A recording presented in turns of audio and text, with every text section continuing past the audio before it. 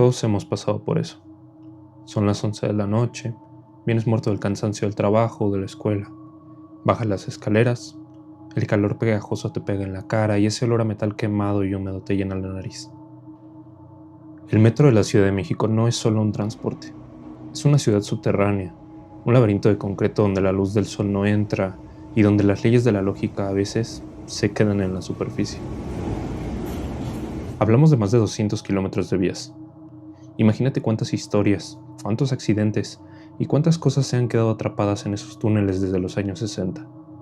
La gente dice que son solo leyendas urbanas, pero los que de verdad recorremos la ciudad sabemos que el metro esconde temas de lo más perturbadores. Hay puntos ciegos donde las cámaras no alcanzan a ver, y pasillos donde el tiempo parece detenerse. Hoy te quiero contar la cruda realidad de lo que te podría pasar cuando te quedes solo en el andén o cuando te toque el último vagón. Hice una investigación a fondo de cuáles son los casos más comunes dentro del metro de la ciudad. Me metí a foros de trabajadores, a hilos de Reddit olvidados y a confesiones de Facebook. Todos concuerdan con algo. Dentro de las estaciones existen historias que podrían ser la causa de que nadie volviera a bajar a ese hoyo. Hoy te quiero enseñar los 5 secretos más oscuros del metro de la Ciudad de México. La mujer sonriente. Esta es, quizá, la entidad más aterradora de la línea 1. La leyenda dice que se trata del espíritu de una mujer que fue víctima de una humillación o un ataque brutal antes de ser acabada en las vías. Otros dicen que es un fenómeno o un demonio que se alimenta de la desesperación de los pasajeros nocturnos. Su característica principal no es solo su ropa antigua o su mirada perdida, sino una sonrisa que desafía cualquier lógica biológica. Una mueca que estira su piel hasta casi romperse, mostrando hileras de dientes amarillentos en un gesto de alegría psicótica. No busca dinero, no busca ayuda, busca que la mires, para sellar tu destino. El día de ayer me fui de fiesta con unos amigos al centro histórico, a la parte de Regina y esa zona de bares. Yo vivo por Iztapalapa, y para regresar nos ocupamos el último viaje del metro a las 12 de la noche. Creo que nos subimos en San Juan de Letrán. El chiste es que si bien no había mucha gente, sí iban personas hacia sus casas. Nos subimos en el penúltimo vagón y junto con nosotros calculamos que otras 20 personas. Al llegar a la estación Coyuya, ya no había casi gente en el vagón. Además de nosotros había como 4 personas más. Y nosotros borrachos íbamos haciendo retos estúpidos de ver quién alcanzaba a tomar las escaleras y volver al vagón antes de que cerraran la puerta. Hasta que al llegar a Iztacalco, el vagón cerró más rápido del usual y dejó a mi amigo afuera. El chiste es que nos bajamos en la siguiente estación a esperarlo con el temor de que ya no pasaran más trenes. Mientras hablábamos con él por WhatsApp, de repente nos avisa que llegó un último vagón. Se subió y a la siguiente estación nosotros. El vagón estaba totalmente vacío e íbamos riéndonos de él. Cuando pasamos de nuevo a la zona subterránea del metro, notamos como una indigente rara que nunca notamos estaba en el mismo vagón. Suponemos que estaba sentada en el piso del final del vagón y por eso no la vimos. Pero literalmente cortó las risas y el momento se puso muy tenso. Estaba parada al final del vagón viéndonos fijamente y sonriendo de una forma grotesca. Parecía una loca. Nos le quedamos viendo también para intimidarla por si quería hacernos algo. Pero ninguno pudo mantener la mirada. La mujer tenía una boca muy grande y sonreía con los dientes afuera. Unos dientes muy grandes. Y poco a poco se iba acercando, pero nadie la veía caminar. Su andar era muy lento, como si arrastrara los pies para que nadie la viera moverse. El miedo nos invadió, y como ya no sabíamos si iba a pasar otro metro, tuvimos que quedarnos en el vagón con miedo y todo hasta Cerro de la Estrella, donde si bien no era nuestra bajada, ahí mejor decidimos tomar taxi. Afuera del metro la sensación de aquella mujer no se iba. Cuando yo me bajé del vagón, volteé a ver por última vez a la señora, y me veía desde la ventana así parada en medio del vagón. No he podido dejar de pensar en ella ni un minuto. Iba en la línea 9, dirección Tacubaya, ya casi por el cierre, cerca de las 11:45 de la noche. El vagón venía casi vacío, solo ella y yo en extremos opuestos. Me llamó la atención su ropa. Era un vestido muy elegante, como de los años 50, con un sombrero pequeño que le cubría parte de la frente. Me le quedé viendo un segundo por pura curiosidad, y fue el peor error de mi vida. Ella levantó la cabeza y me clavó la mirada con unos ojos que no parpadeaban. En ese momento, Su cara empezó a transformarse. Sus labios se estiraban hacia atrás, pero no como una sonrisa de felicidad, sino como si algo desde dentro le estuviera jalando la carne con ganchos. Se le veían los dientes, las encías oscuras y hasta la garganta. Empecé a sentir un frío que me calaba los huesos, un frío que no era del aire acondicionado. Me puse a ver mi celular para ignorarla, pero el silencio del vagón se volvió insoportable. De pronto, escuché un sonido, un roce suave, como de tela arrastrándose. El tren entró al túnel entre Patriotismo y Tacubaya, y como siempre, las luces empezaron a parpadear. En uno de esos parpadeos, por el reflejo del vidrio, vi que ella ya no estaba en su asiento. Estaba parada a mitad del pasillo, inclinada hacia adelante, con esa maldita sonrisa que le llegaba casi a las orejas. El tren se detuvo en seco, en medio de la oscuridad. Mi corazón latía tan fuerte que me dolía el pecho. Escuché su respiración justo detrás de mi nuca. Era un silbido agudo, como aire saliendo de un globo. Cuando la luz regresó, el vagón estaba solo. Salí corriendo en la siguiente estación y, al llegar a la escalera, volteé. Ella estaba asomada por la ventana del tren que se iba, dejando ver una parte de su mano casi esquelética y esa sonrisa que parecía que nunca se iba a borrar de mi mente. Mi tía trabajó casi 3 décadas en las taquillas de la línea 1, la línea rosa. Ella siempre fue una mujer escéptica, de las que no creen en nada, hasta que le tocó un turno nocturno en la estación Merced.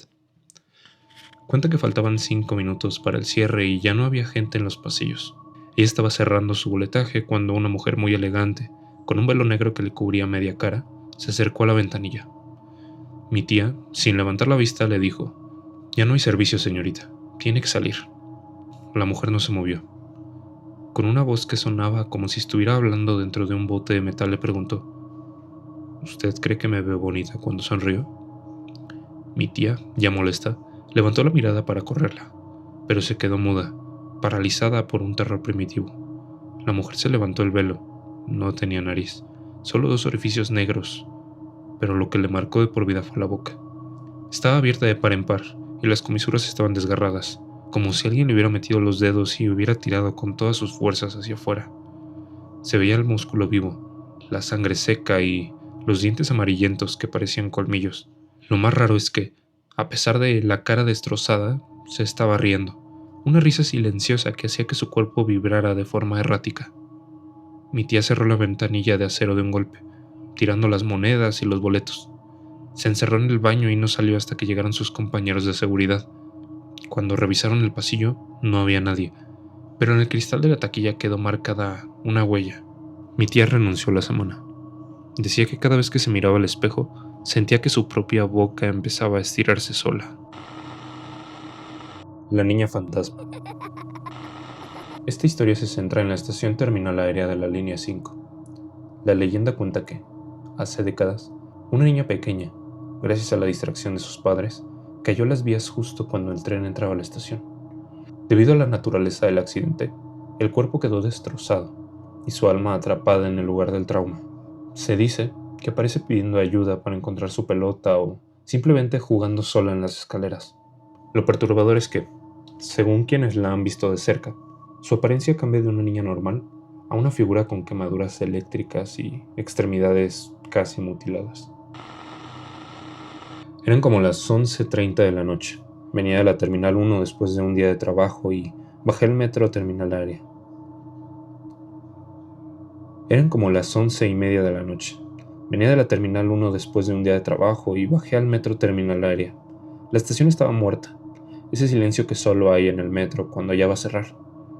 Mientras bajaba las escaleras, vi una niña como de 7 u 8 años sentada solita.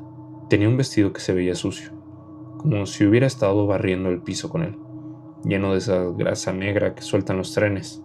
Me dio mucha lástima y me acerqué, pensando que se había perdido de sus papás entre la gente. Le pregunté: «Oye, nena, ¿estás bien?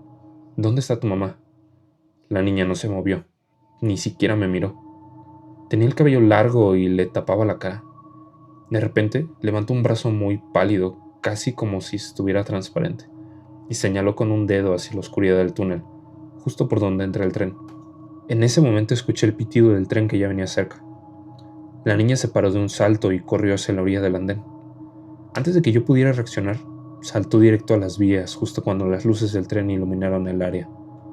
Grité como loco. Me tapé los ojos esperando escuchar el golpe y el frenado seco, pero nada de eso pasó. Llegó el policía de la estación corriendo. Me vio temblando.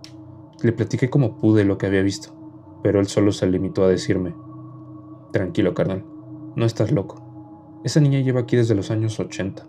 Siempre hace lo mismo cuando alguien se queda solo. Casi como si te pidiera que veas cómo se muere. Trabajo en la cuadrilla de mantenimiento nocturno, los que bajamos a las vías cuando ya no hay gente. Estábamos revisando un tramo cerca de terminal aérea a las 3 de la mañana. Todo estaba en silencio casi absoluto. Solo se escuchaba el goteo de las filtraciones de agua que existen. De repente, escuchamos unos pasos chiquitos, como de alguien corriendo sobre la grava de las vías. Pensamos que era algo así como una rata gigante o un perro quizá, hasta que uno de mis compañeros apuntó con su lámpara hacia las vías. Al fondo del túnel vimos a la niña. Estaba de espaldas, como pegándole una pelota contra la pared del túnel.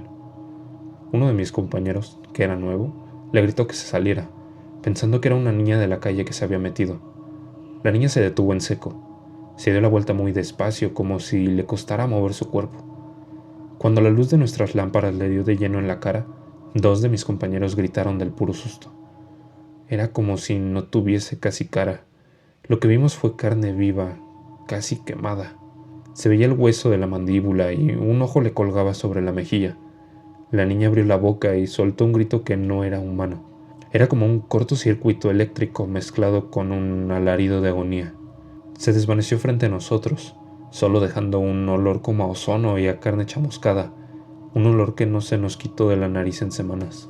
Pedimos nuestro cambio de línea esa misma noche. Nadie quiere trabajar en ese tramo porque sabemos que ella sigue ahí. El hombre dormido. Este es uno de los fenómenos más macabros porque ocurre a la vista de todos. La leyenda sugiere que es la manifestación de los cientos de personas que terminan con sus vidas y que han elegido el metro como su último destino. Se dice que es un cuerpo físico pero muerto que aparece en los últimos vagones de cualquier línea.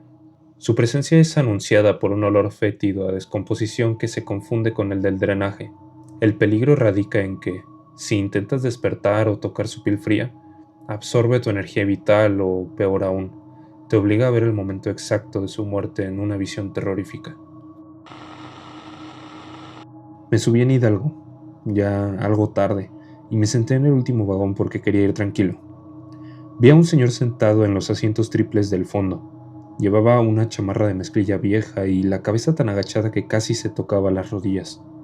Pensé que venía muy borracho o que era un indigente que buscaba dónde dormir. Lo que me hizo sospechar fue el olor. No era olor a mugre ni a orines. Era ese olor dulzón y penetrante que suelta la carne podrida cuando lleva días bajo el sol. Me puse el cubrebocas, pero el olor atravesaba la tela como si nada. Lo que más llamaba mi atención era que en las curvas que tomaba el tren el cuerpo del tipo se golpeaba contra el tubo de metal, pero no era un golpe normal. Se escuchaba un golpe seco, como si golpeara un coco seco o un bulto de piedras.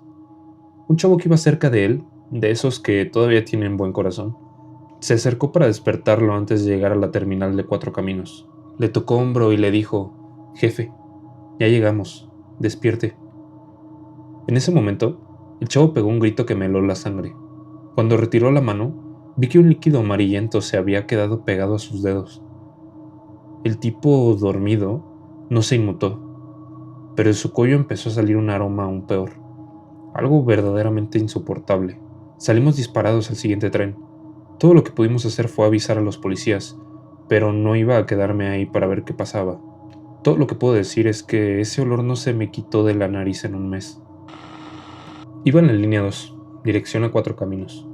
Ya era casi cerca de la medianoche. Estaba un hombre dormido justo frente a mí. Yo iba distraído, pero algo me obligó a bajar la vista hacia sus pies.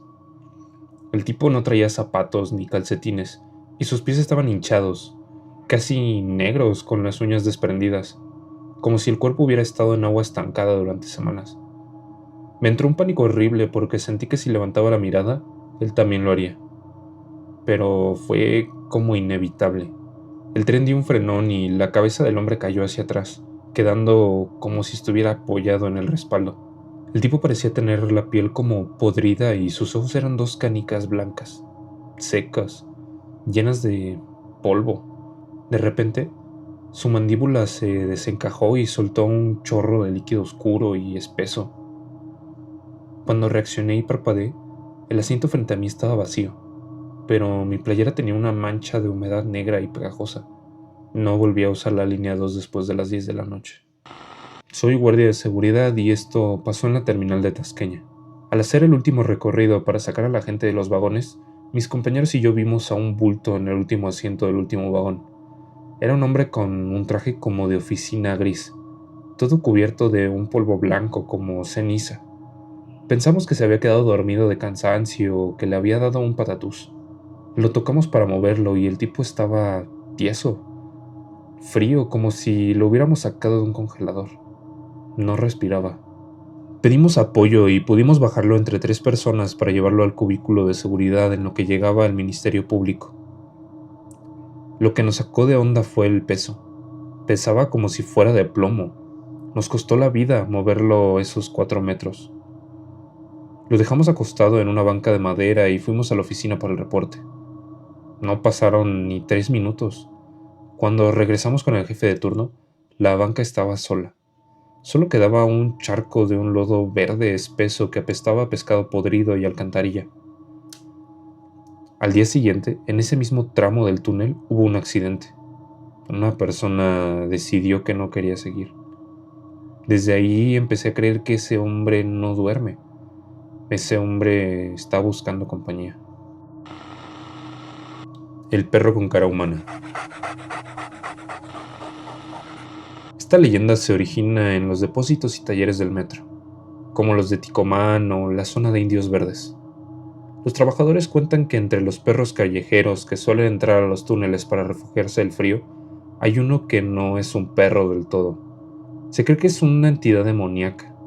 Su cuerpo es el de un canino sarnoso y grande, pero su rostro conserva facciones humanas deformadas, ojos cargados de inteligencia maligna y una risa ronca que hiela la sangre. Llevo más de 15 años en la cabina, y uno como que aprende a ignorar las sombras que se mueven en los túneles. Pero esto no fue una sombra. Iba en el tramo entre Viveros y Zapata. Era el último servicio. De repente, por el espejo lateral, vi algo que venía corriendo a un lado del tren. Al principio pensé que era un perro callejero que se había metido a las vías, pero el tren iba casi a 70 kilómetros por hora, y esa cosa nos estaba quedando atrás. Me entró una curiosidad enferma y me asomé bien por la ventana de la cabina. Lo que vi me hizo saltar del tren por un segundo. Era un animal, sí. Tenía el cuerpo lleno de sarna, costras y un pelo largo y sucio, pero sus patas delanteras no eran patas. Tenía como si fueran dedos largos que terminaban en uñas negras y afiladas. Me miró directo a los ojos. No era la cara de un perro. Era el rostro como de un hombre viejo con una barba llena de baba y unos ojos rojos inyectados en sangre. De un momento a otro, parece que perdió el interés, porque solo se detuvo y no volví a saber de eso. Esa noche no pude dormir.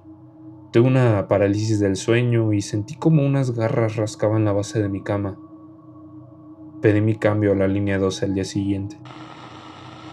El tren se detuvo por una falla técnica justo en el túnel entre Miguel Ángel de Quevedo y Copilco. Estábamos a oscuras, solo con esas lucecitas rojas de emergencia que apenas iluminan nada. El silencio era total hasta que escuché algo como un golpe seco en el exterior del vagón. Luego, el sonido de algo rascando el metal, como si algo quisiera entrar. Me quedé quieto, aguantando la respiración. Por la ventana del vagón, vi como una silueta se asomaba desde la pasarela de emergencia. Era como una criatura con el cuerpo de un canino grande. Pero al poner más atención, noté algo que me heló la sangre. Tenía una nariz como humana y unos labios delgados que dejaban ver dientes amarillentos, pero acomodados como los de una persona. Sus ojos eran lo peor. Tenía párpados y pestañas, y tenía una mirada como con un hambre que no era de animal. Era un hambre de hacer daño. En cuanto el tren arrancó, La criatura soltó un sonido en forma de alarido que me enchinó la piel. No dije una sola palabra hasta que llegué a la universidad. Hay mucha gente que se pregunta por qué ya casi no se ven tantos perros callejeros en los túneles, si antes estaban casi llenos. Yo sé la respuesta, y es algo que no me deja dormir hasta ahora. Trabajo en las cuadrillas de alta tensión, y una madrugada, cerca de la estación deportivo 18 de marzo, un olor nos obligó a detener la marcha. Era un olor a hierro, a sangre fresca mezclada con el aroma rancio del pelaje húmedo. Bajamos del vehículo de servicio, pensando que algún animal se había electrocutado con la barra guía, pero lo que vimos nos revolvió las entrañas. En un nudo de cables debajo de la pasarela, había un perro callejero, un criollo negro casi destrozado, pero no estaba solo. Encima de él había una criatura un poco más grande, con el lomo arqueado y un pelaje grisáceo y chino. Al principio pensamos que era otro perro peleando por territorio, hasta que la criatura levantó la cabeza. Tenía una cara de hombre, pero una cara como deformada. Tenía los labios cubiertos de sangre y trozos de carne negra colgando de los dientes. Dientes que eran planos como los nuestros, pero afilados a base de puro masticar hueso. Ese bicho no nos tuvo miedo, al contrario, nos gruñó. El sonido de los huesos crujiendo en esa boca humana fue lo más horrible que he escuchado en mi vida. Soltamos las herramientas y corrimos hacia la siguiente estación. Al regresar con los de seguridad, solo encontramos el rastro de sangre. Ese día entendí que los perros que entran al metro no solo se pierden. Estoy seguro de que la Ciudad de México tiene muchos secretos, pero el metro es el más oscuro de todos. La próxima vez que sientas que alguien te toca el hombro en un pasillo vacío o que escuches una risa de un niño cuando no hay nadie cerca, no pienses que es tu imaginación. Es el metro recordándote que ahí abajo tú eres el intruso. Si tienes una historia, por favor ponla en los comentarios. Creo que todos merecen saber qué es lo más raro que te ha pasado ahí abajo. Y por favor, si ves a alguien dormido en el último vagón, mejor no lo despiertes. No querrás saber qué hay detrás de esos ojos. Yo soy Eco, y estas fueron algunas historias del metro de la Ciudad de México. Suscríbete si quieres seguir explorando la oscuridad, si es que te queda valor. Buenas noches.